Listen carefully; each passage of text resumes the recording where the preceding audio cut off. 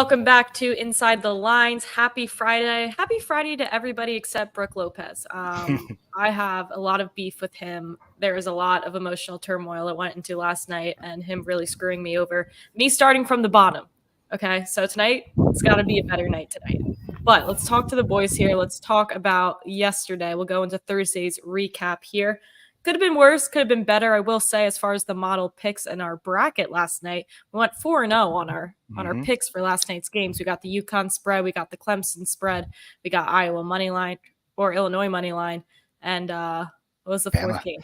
And Bama money line, yeah. And I think, like I said, Mackenzie, you should be able to retroactively count that as a four-way parlay. Yes. Would have paid for the ticket. Yes, exactly. Yeah, we should have skipped the recap and just put our bracket, and that would have been good. The bracket is bracketing. That is for sure. I will say that. All right. Before we got a ton to get into in general. We got college baseball, MLB, NBA, ton of NBA, and of course tonight's Sweet 16 game. So we talked about the Sweet 16 a little bit earlier in the week, but just want to revisit these games. Stephen, we'll pull up the model, odds jam, all of those things. We'll start with this NC State Marquette game. Nothing we have crazy value on, but if we were to lean, we would go NC State to cover. Yeah, I mean that the model is at -5.5 for Marquette, so that's not bad. And you get 7.5 now. It looks like on as available right there. So +7.5 North NC State would be a decent bet. Okay. All right. So maybe ACC could be underrated based on how well they. Yeah. Well, it's very similar to the Clemson Arizona game from like a betting standpoint, where I think you're getting good value if you get NC State +7.5. Yeah. Wow, you can. All right, Japan go with Creighton money line, Zags money line +560. I don't hate that play. I don't hate it. Yeah, we're on both same sides. Not outright like our Bama pick with Gonzaga, but we have them just 2.5 point dogs instead of 5. Right. And All right, let's stay on pace here. We'll go to this player prop that Jake has for this Marquette game. Yeah, I used a combination of the model and odds jam for this play. 23.5 good value according to odds jam. If you could still get it there, we have him. I think exactly 24.7 points, rebounds, and assists. He's due for a big game, especially. I think he has the athletic advantage if he's matched up against Burns at all. His rebounding numbers haven't been great. We also have value on over 6.5 rebounds. We have him at 7.3. I just think this is a good matchup where if Marquette wins, it's going to be because they're pushing the pace and they get also Iguodala some open shots. So I think he's the key for Marquette winning this matchup, and I think there's good value over 23.5 PRA. The fact that you think he's a good matchup against Burns actually kind of plays into my prop here with DJ Burns to go over 2.5 assists here. I feel like he's going to get double teamed a ton and then just kick it back out. And he had 4 assists last game, 7 assists 2 games ago. So certainly seems like an obtainable thing for him. Again, if they're playing from behind, there's going to be a ton of shots going up. So hopefully he can be on the right side of some of those. All right, let's move on to a second game here. We'll talk about Gonzaga Purdue. We just mentioned it quickly. We have Gonzaga as, to cover the spread slightly, but as Jake said in the chat, something we like a lot more would be Gonzaga first half to cover, given that Edey sometimes gets into not early foul trouble, fouls early, and then they end up sitting him for a good bit of that first half to save him up for that second half. So if there's a good shot for Gonzaga, it feels like it would be in the first. We'll talk about some player props here that Jake saw. We'll start with Braden Smith. I like this player. I was looking at his assists. But I like the assists and rebounds here too. Yeah, I pretty much play this all year. I started the season at like 6.5, and then it got up to like 13.5 at one point when he was almost getting some triple doubles. But 11.5, I think, is pretty good value. No model value, but he's had some monster games. I think it's hit in 4 of the last 5. It didn't hit in the last game, but they were killing him. He only played 22 minutes. We have him projected for 33 minutes, I think it is, and I could see him playing the full 40 minutes, which is why I like this. Mm-hmm. There's been a couple games this season where he's played all 40 minutes, and I could definitely see that happening because he's outside of Edey, he's their most important player. Mm-hmm. We'll go with one of their other teammates here, Trey Kaufman-Renn. Yeah, no model value on this one, but it's just playing the hot hand. Another one with odds jam value. So and this is another one where his minutes could definitely be up from the 16 that we have projected, because the last 2 games he's played 23 and 25. Even when they killed Utah State, he got all the way up to 25 minutes. Scored 11 points in that first matchup against Grambling, 18. And then even the game before that against Wisconsin, where they lost in the conference tournament, he had 9 points. So I think, and this also, if Edey does get into foul trouble, Coffin Wren's going to have to play some small ball 5 and should get plenty of minutes if Edey gets into early foul trouble. All right, good stuff there. We'll move on to Duke Houston. I believe we have some slight value on Houston here, and this is coming from a model. It seems to be pretty high on Duke, so I would assume that's saying something for us. We're high on both teams. We're always high on Houston. Like the last 5 years, I think we've always loved Houston, and it's hard to bet against Kelvin Sampson come March. He's such a good coach. I mean, Indiana hasn't even really been great since he left that program when he was forced to leave. But go back to the game that Derek just posted, their first matchup. Gonzaga was up 5 at half, and then Purdue came back and outscored them by 15 in the second half to win by 10. That's kind of why I like that first half money line. But back to this game, we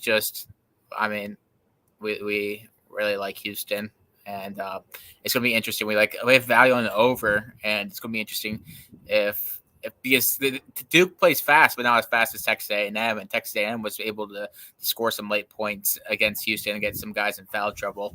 If Houston wins and wins big, it's because they dominate Duke here. They dominate defensively. You got a prop here for Duke, fading Tyrese Proctor here. Yeah, I think this is just going to be a tough matchup with Jeremy Roach probably guarding him some of the game. It depends who's on who. I'm assuming, I'm assuming that Jamal Shedd's going to be on him and LJ Crier's going to be on Jeremy Roach. I got too confused. And one of them's Damian Dunn or Emmanuel Sharp's going to be on McCain. But if Shedd is on Proctor, I like the under here. Okay. All right, let's move on to our March Madness darling here. Creighton playing Tennessee. They're 3.5-point dogs in the spot. Not dogs in my heart. I like them on the money line. The model likes them to win this game outright, as everybody knows by now. We're big on Kalkbrenner, big on who else we got in there? What's his name? Shireman. Yeah, this is very similar to the Alabama game in our model from yesterday, where similar point spreads, and we like Creighton to win outright, like we had like Alabama to win outright yesterday. But both teams have similar rebounding margins on the season. I think Creighton's like 33rd in the nation in terms of rebounding margin, and Tennessee's 40th. And it's just going to be interesting to see how like a tough-nosed SEC team does against a Big East school. Just a little contrasting styles of play here, but we'll see. Oh, sorry, I'm muted. I got to apologize for Jake in the wind tundra over here. He's in D.C., but he's putting in the work on the road for us, so we commend him for that, but apologies for our wind chimes.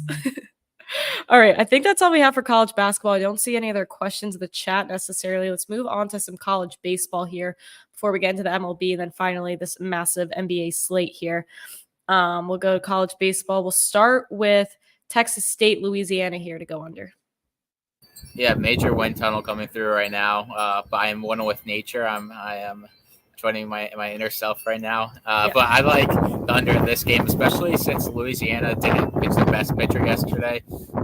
He should be going today, and they won 4-1 yesterday. It was a 5-run game.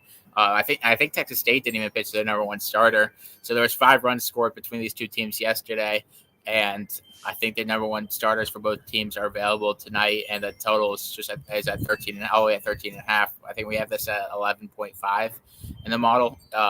We've been struggling with some over-unders, but we were really good earlier in the season, so hoping to get back, and playing a Friday under could be the way to get back. Friday night lights, Friday night pitchers. We love to see it. All right, let's move on here. We'll go to the Arkansas plus 1.5 on the run line. Yeah, I don't mind Arkansas here on the money line, but the total right here is down to 7.5 in some places, which is pretty obscene for college baseball. And Arkansas is home dogs because LSU saved their number one starter for this game and didn't want to face Hagen Smith with their number one starter yesterday. But still, with the total so low, people are expecting a tight ball game. and Arkansas is the home team. So even at minus 160, which is a little juicy, I think they should be able to keep it close even against Luke Holman. All right. Let's go to one more. We're going to the classic two-legger money line parlay. Yeah. Here comes the wind. Wake Forest is going with Chase Burns in their number one spot. Him and Hagen Smith are the top two pitchers in all of college baseball. He's been insanely good all season. It's a little pricey by itself, like minus 290. But I like TCU as well because TCU didn't pitch their number one guy yesterday. They saved him for today against Houston, and they destroyed Houston 14-1 yesterday. All right. With that, we will advance on over to the leaders here, going to the MLB. We'll go bring the model in. I'll bring you back in, Steven, as well, in case you have some things to say here, but we'll try to leave it to Jake. We'll go to Houston on the money line, playing the Yankees. Fading your own Yankees here, Jake. Hedging happiness. I gotta hedge happiness here. I played Houston yesterday and my Yankees won, so maybe I'll do it again for some extra luck.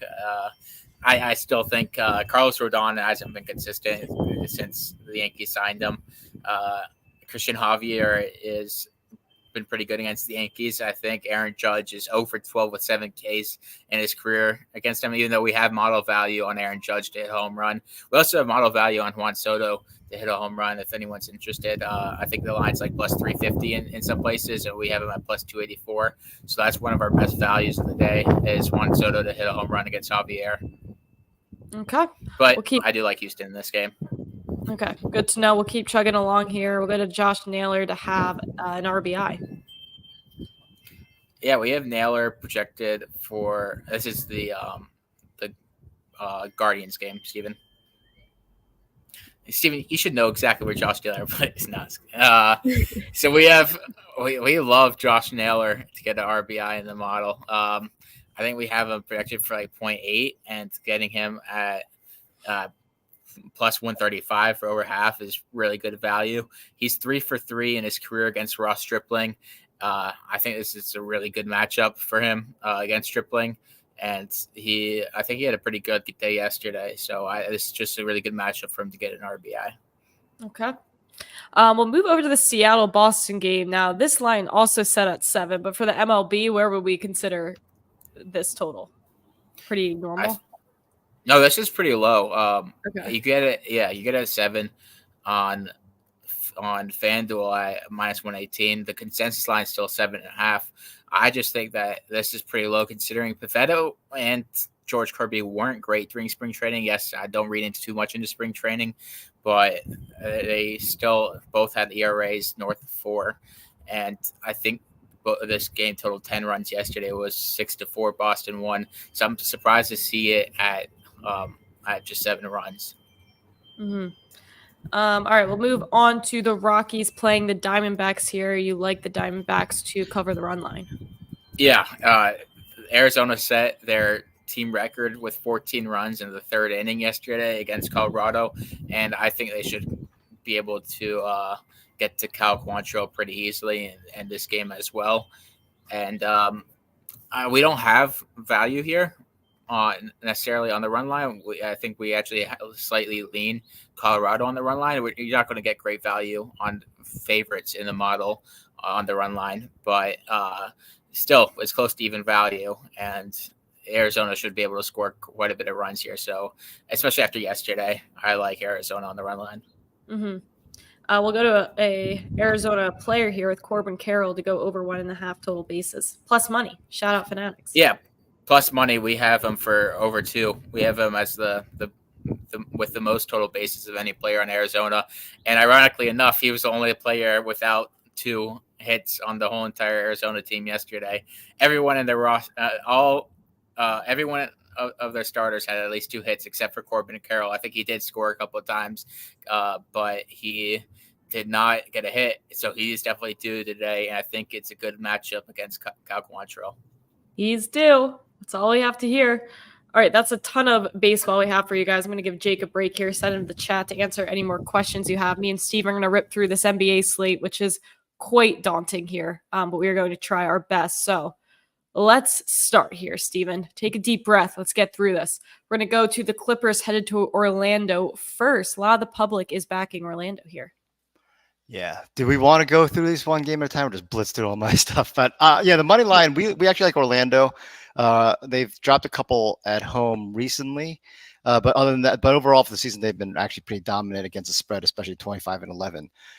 But that said, the pick I'm going with is actually for Paul George, over 7.5 rebounds and assists. I've been looking a lot at for plus money on lines, on overs, on lines that are priced well under a player's average, and this fits that perfectly.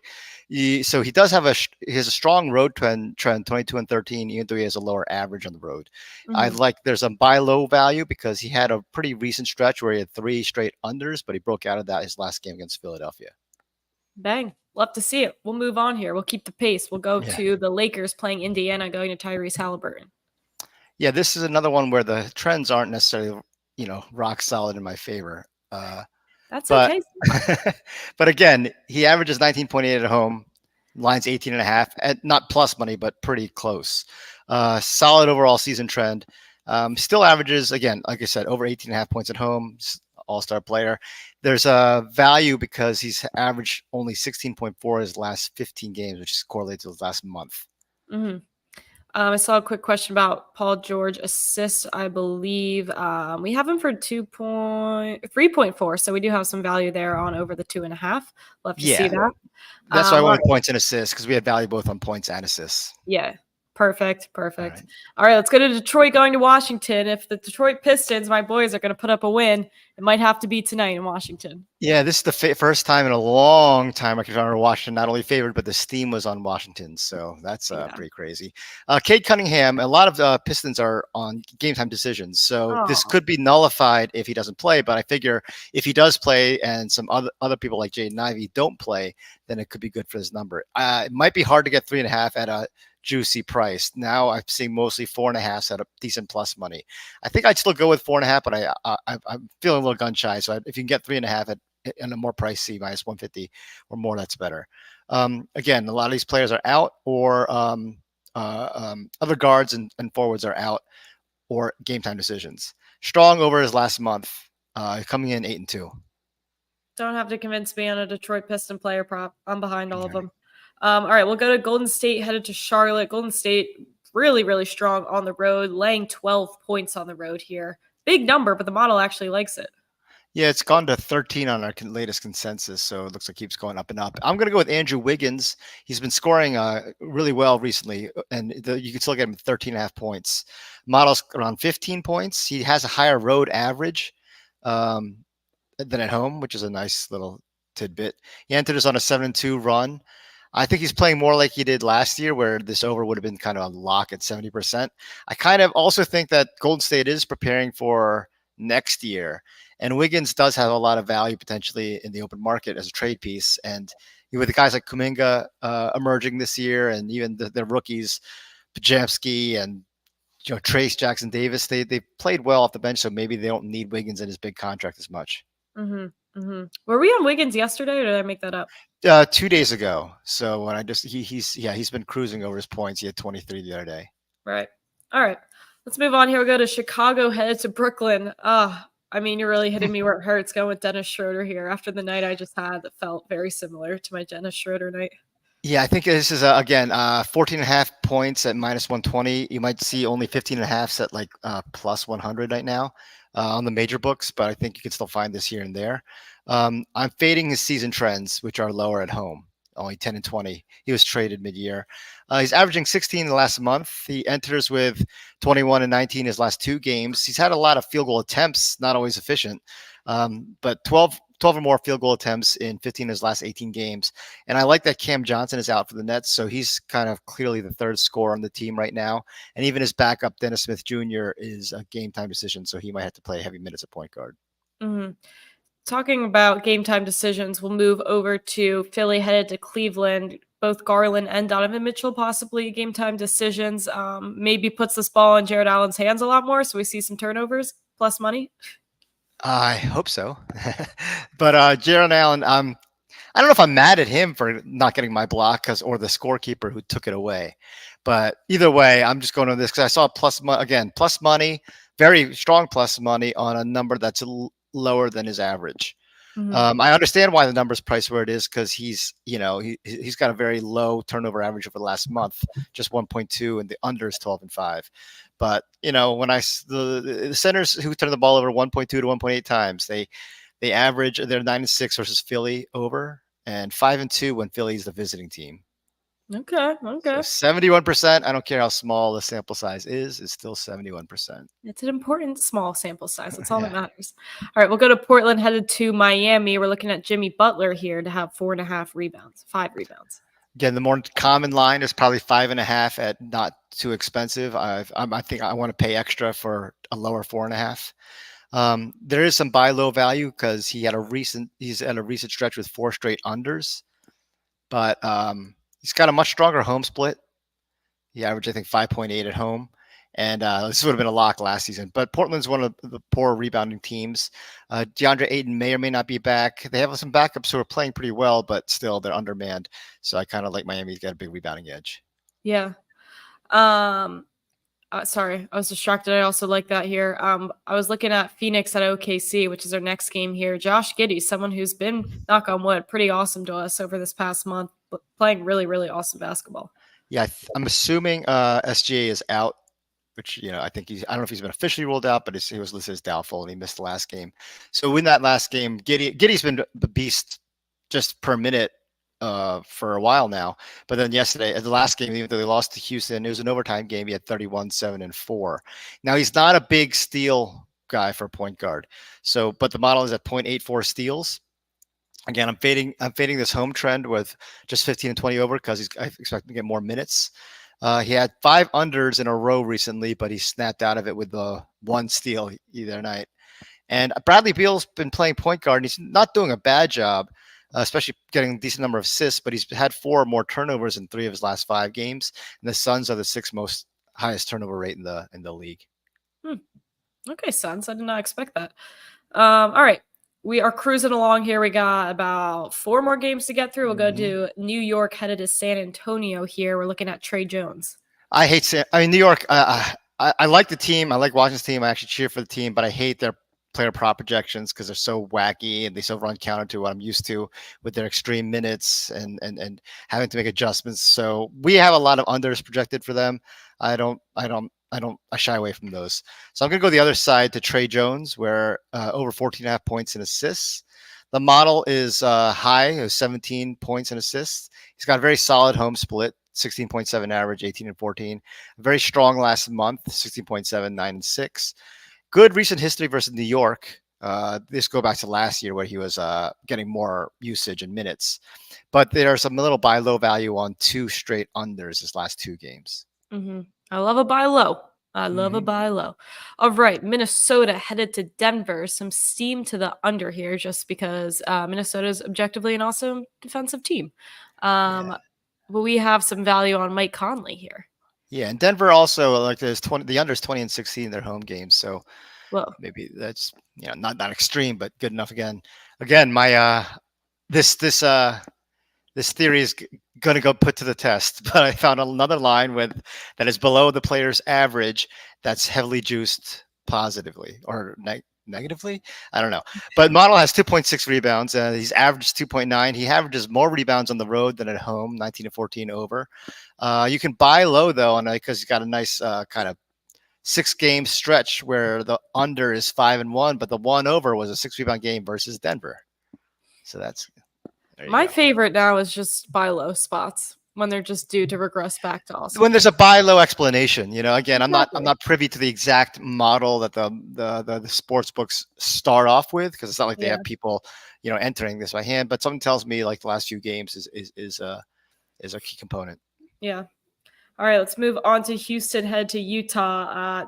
Not going to be an awesome game, but we are fading our boy Dylan Brooks after we were on him just Monday. Yeah, not that he's been bad for me, but something about watching him is very frustrating when you're trying to, and so, and even though he was killing me the last game, 1 for 8 in regulation. The game went to overtime. He hit 2 threes, 2 huge threes to help Houston cover yet another game. So I should be grateful to him, but for some reason I can't do it. So I found this model value that we only had 14.5 points and rebounds, and the number 16.5, and I did some digging. And even though it is 60.5 is a perfectly good number based on what his season average is, but the under is 14-4 heading into the game. And I think that win against OKC was so kind of high profile to see Houston just keep making a push to get into the play-in.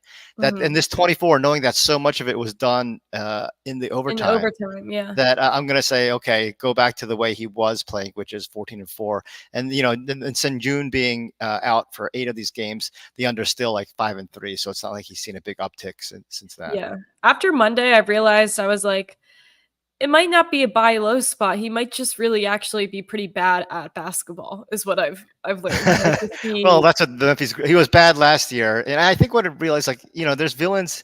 I think the Brook Lopez was so hurtful to you because you had a high opinion of Brook Lopez, right? Yeah. It's one thing. Like if Dylan Brooks does it, like, it's Dylan Brooks. Because I thought this was squashed at halftime, and then suddenly there was a light at the end of the tunnel, and everyone else did their work, and it was looking like this crazy miracle after an emotional roller coaster of watching PJ Hall.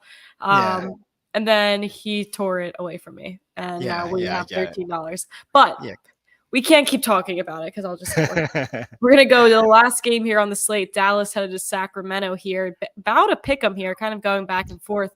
We like PJ Washington here.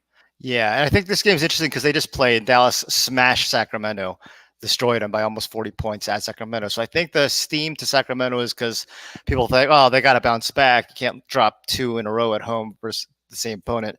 But, Atlanta was able to beat Boston twice, and that logic didn't work. And Dallas is playing really well. Dallas, we faded Dallas. I faded Dallas, I should say. I shouldn't pin everybody. But the model hated Dallas at the beginning of the year because we didn't think they could rebound the ball. But whether it's Derek Lively earlier in the season and then trading for, what's his face from Washington? I should know this, Daniel Gafford, and then even guys like PJ Washington, they've become a pretty good rebounding team. And so all of a sudden that great offensive efficiency, it puts you over the top. Right. So I like PJ Washington. When he first went to Dallas, he really started out fast with a 7-3 overstretch, but then he had 8 straight games with unders. So that's not good. But I like the fact that the last 2 games he's kind of broken out of it. So I'm hoping, with those 17 and 16, because the centers weren't shooting as well. So they were looking at Washington, who was actually doing pretty well on the boards. So the board line, his rebound line went up, so we didn't have value on that. But we still have value individually on points and assists. But my assist props have been stinking, so I figured I'd just go with points and assists, which have not been stinking. Way to learn from your mistakes. There's not too many 3-point props on here. Which I'm proud of you for. I swear to God, I must have started by typing in the 3-point prop at least 3 times, and then I said, stop, find something else. I gotta change my. Yeah, I gotta. Because the problem is with 3-pointers is, I didn't do a ton of time when I developed this little piece that shows me all the game's picks. And when you're talking about numbers like 1, 1.5, and stuff like that, it's not hard to have a lot of quantifiable value, right? If you have a 1.9 projection versus a 1.5 line, that's like a big difference. Yeah. It's like, because it comes up a lot on the top of my little listings. These 3-point.